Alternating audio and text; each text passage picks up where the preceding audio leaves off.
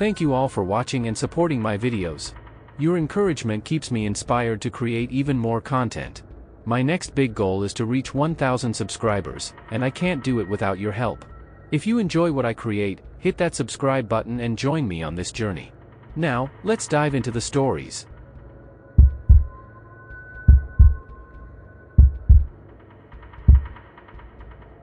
After a long and exhausting workday, Alex, a 35-year-old engineer, was eagerly looking forward to the quiet of the evening.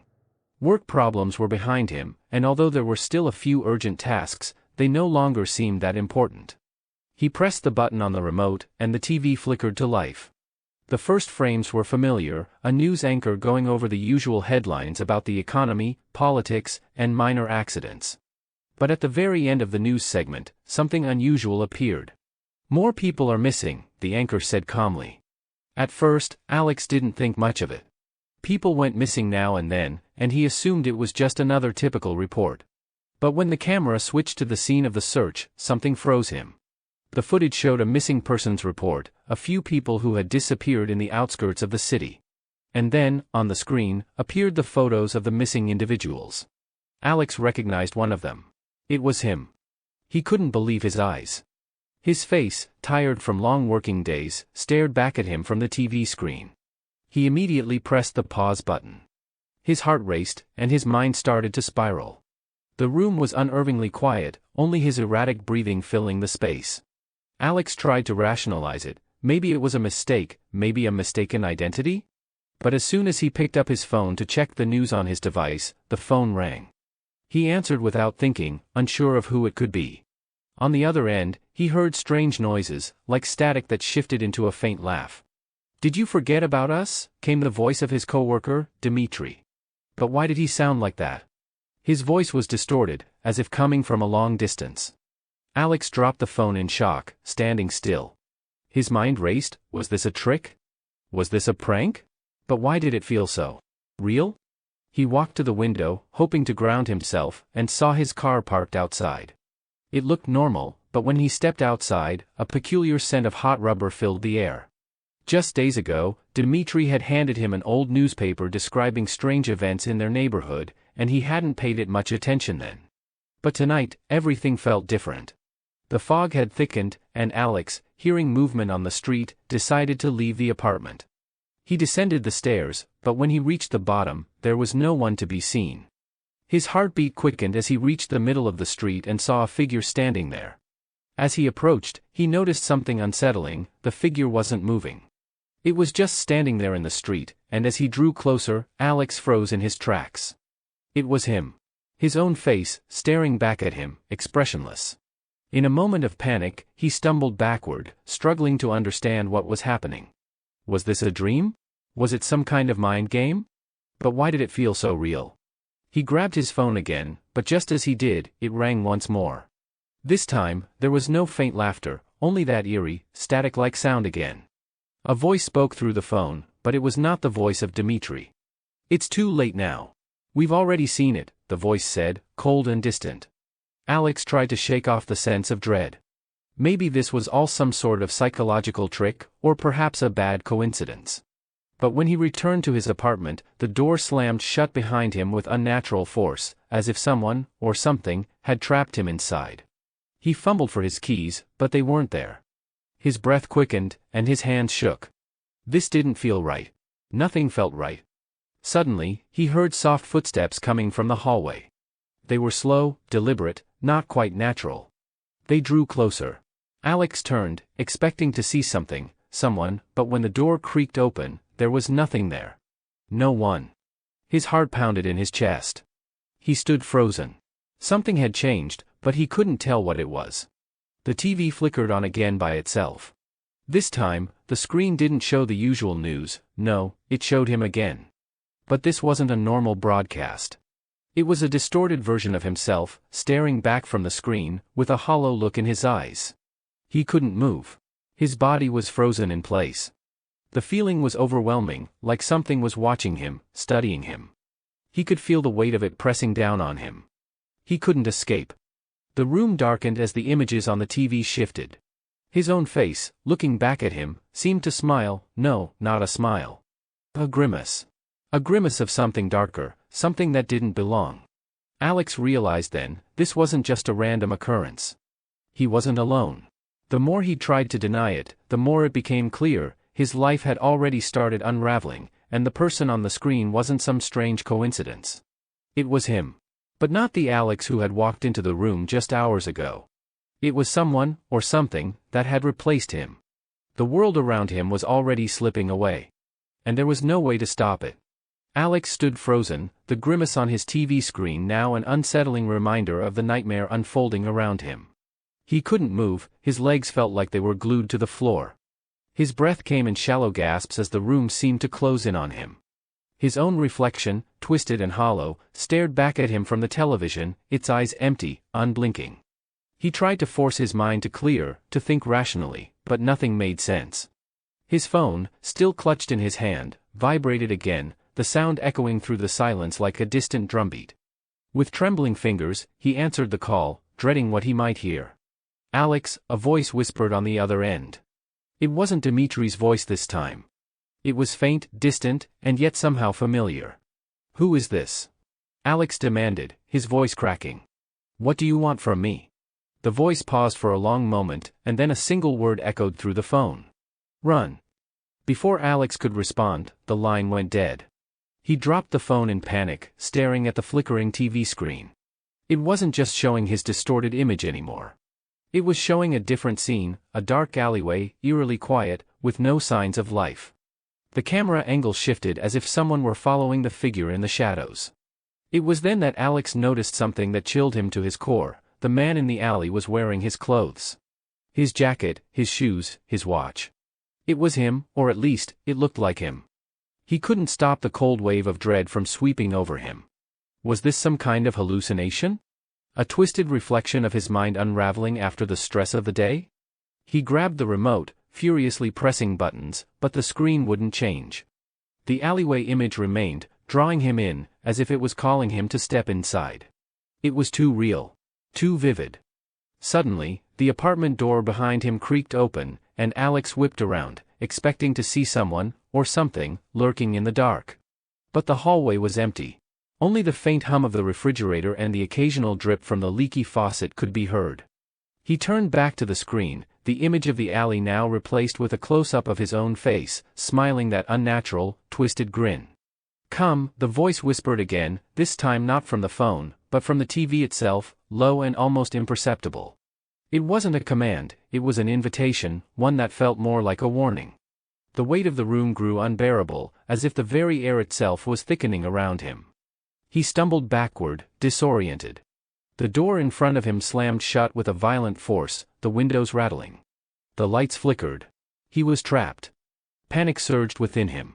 He rushed to the window, threw it open, and peered into the street below. But the fog was so dense, it obscured everything. The city was eerily quiet, like a void had swallowed it whole. Then, just as suddenly as it began, a loud bang rang out from the direction of the alley on the screen. Alex's heart skipped a beat, and he felt something cold press against the back of his neck. He whipped around to find the apartment completely still, but the feeling of being watched intensified. He was not alone. Without thinking, he bolted from the apartment, racing down the stairs. The door to the building was locked. He tried the handle, yanking at it, but it wouldn't budge. It was as if the whole building had been sealed off from the outside world. His mind was a blur of confusion, but the pounding in his chest kept him moving. The faint sound of footsteps echoed from behind him. Someone was coming, closer, closer. He spun around, his breath catching in his throat, but the hallway was empty. No one. He could feel the weight of someone's presence, but there was no physical form. His mind was unraveling. The walls of the building seemed to close in on him, the air growing suffocating. He needed to get out. He had to escape whatever this was before it consumed him entirely. But as he turned to run again, he caught a glimpse of something in the corner of his eye, a figure standing at the end of the hallway. It was him. The same twisted version of himself that had appeared on the TV. The same eyes. The same empty expression. "Where are you going?" the figure whispered, its voice distorted and hollow. Alex staggered backward, the full weight of terror crashing over him. This wasn't just a nightmare. This was his reality now. A world where nothing made sense, where he was being hunted by someone, or something, who looked exactly like him. And as the figure took a step forward, Alex realized something even more terrifying. The alleyway on the screen. The figure there. It was moving toward him. It was no longer on the TV. It was coming for him. Alex's legs buckled beneath him, and he crumpled to the floor, his head spinning. The figure in the hallway didn't move. It stood there, still and unnervingly calm, but every instinct in Alex screamed that it wasn't just an illusion. It wasn't just his mind breaking under the pressure, it was real. The air around him seemed to grow thicker, suffocating him as he tried to push himself back to his feet. The lights above flickered again, casting strange shadows on the walls. His thoughts raced. He needed to think, to do something, anything, to get out of here. The door to the building was still locked. There was no other exit. But then, as if reading his mind, the figure in the hallway began to move. Slowly. Unnaturally so. Its movements were stiff, mechanical, like it wasn't quite sure how to operate its own limbs. Alex's heart pounded in his chest. This thing that looked like him, wasn't just walking toward him. It was coming for him. Every step it took felt like the world was pressing in on him, like it was closing in around him, and soon there would be nowhere to run. Alex. The voice was his own, but distorted, as though coming from deep underwater. I've been waiting for you. The words, muffled and eerie, sent a chill through Alex's spine. He pressed himself against the wall, his eyes darting around the hallway, trying to find something to use as a weapon, but everything seemed so far away. The figure took another step, and then another. Why? Alex's voice was weak, barely a whisper. What do you want from me? The thing in front of him tilted its head, its eyes never blinking.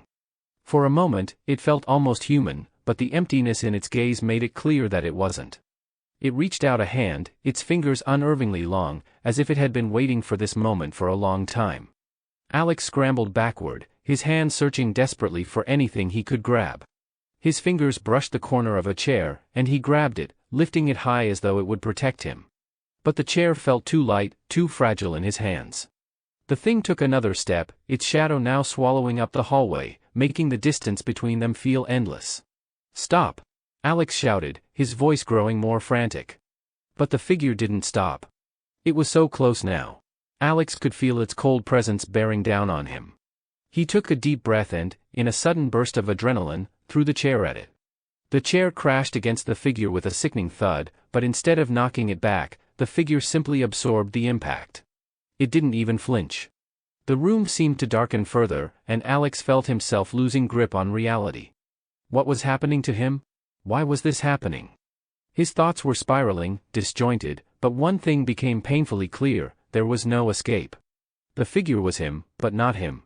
It was something twisted, a version of himself that had been waiting for this moment. Waiting to take over. Why? Why me? Alex's voice cracked as he stumbled backward into the wall, the weight of terror suffocating him. The figure paused, a flicker of something, almost like pity, crossing its face. You've been living in a world that isn't yours, it said softly. It's time to wake up, Alex. Time to face what you've been avoiding. Alex's head spun. What did that even mean? What was it talking about? His chest tightened, and his breathing became shallow. Then, the figure stepped forward one last time. But as it did, something strange happened. The shadows around it seemed to pulse, and for just a fraction of a second, Alex could swear the hallway flickered like a malfunctioning screen. He gasped, the realization hitting him like a freight train: he wasn't in control of anything anymore. The world around him wasn't what he thought it was. The figure reached out again, this time not with malicious intent, but with an almost gentle gesture, as if it was offering something. Alex hesitated. His heart was in his throat, but his body refused to move. The figure's hand was inches from his face now, but the moment it touched his cheek, everything around him shattered. The apartment, the hallway, the figure, everything vanished. Alex opened his eyes, blinking into the harsh, sterile light of a hospital room. His chest rose and fell rapidly, and for a moment, he thought it had all been a nightmare. But something felt wrong. Something was off. His body was sluggish, his limbs weak, and his mind couldn't seem to focus. The door creaked open. A nurse stepped in, her face blurry, and Alex tried to speak, but his mouth felt dry. He tried to ask what had happened, where he was, but his voice wouldn't cooperate. "Everything's fine," the nurse said, though her voice sounded far too calm, too distant. "You're just recovering from your accident." His accident. Alex's mind raced again, trying to piece together the events leading up to this moment, but everything was foggy. There was nothing. No memory of an accident. No recollection of what had happened before he woke up here. Just the lingering sense that something had been terribly wrong. And then, as he looked around the room, his gaze fell on a small TV mounted on the wall. The screen flickered to life, and the familiar news anchor appeared, speaking in a calm, disinterested tone. "More people are missing," the anchor said. Alex's heart skipped a beat, his breath catching in his throat.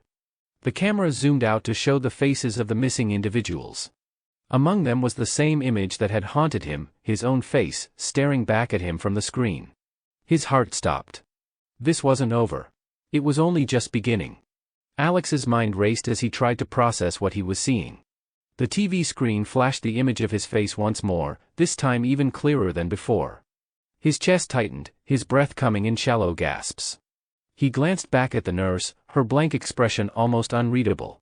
"Who are those people?" he asked, his voice cracking. "What is going on?" The nurse didn't answer immediately. She simply stared at him for a moment, as if contemplating something. Then, slowly, she walked over to the TV and turned it off with a click.